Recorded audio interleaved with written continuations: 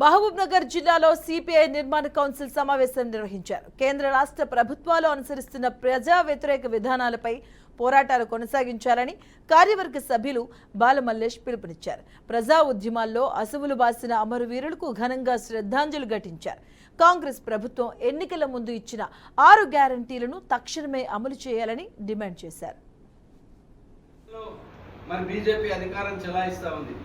మరి ఆ ప్రభుత్వం ఎప్పుడు పడిపోతుందో తెలియని పరిస్థితి. ఎందుకంటే బిహార్లో ఆల్రెడీ ఆయన డిమాండ్స్ పెట్టాడు, మాకు ప్రత్యేక ఇది కావాలని. రేపు చంద్రబాబు నాయుడు పెట్టినా మరి అస్థిరత కొనసాగి ఈ ప్రభుత్వం పడిపోయే పరిస్థితులు ఏ క్షణమైనా జరగవచ్చు. కాబట్టి ఈ దేశంలో ఇప్పటికీ మనం చూస్తే పార్లమెంట్లో, లోక్సభలో మన మెజార్టీ ఉన్న, రాజ్యసభలో మెజార్టీ లేని పరిస్థితి ఉంది బీజేపీకి.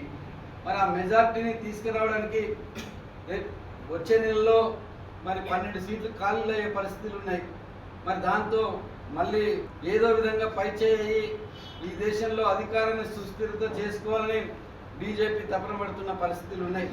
ముఖ్యంగా ఈ దేశంలో మరి మతోన్మాదానికి వ్యతిరేకంగా, మనువాదానికి వ్యతిరేకంగా దేశంలో బలమైన ఉద్యమాలు నిర్వర్తించడానికి వామపక్ష ప్రజాతంత్ర శక్తుల వేదికను కూడా తయారు చేసి రానున్న కాలంలో బీజేపీ యొక్క మతతత్వానికి వ్యతిరేకంగా, మనువాదానికి వ్యతిరేకంగా పెద్ద ఎత్తున ఈ దేశంలో పోరాటాలు తీవ్రతరం చేయాల్సిన బాధ్యత వామపక్షాలపైన, ప్రజాస్వామ్య ప్రజాతంత్ర శక్తులపైన ఉన్నదనేది మనం గుర్తించి ఆ వైపున మన అడుగులు ప్రయాణం చేసే పద్ధతిలో మనం కూడా ఈ తెలంగాణ రాష్ట్ర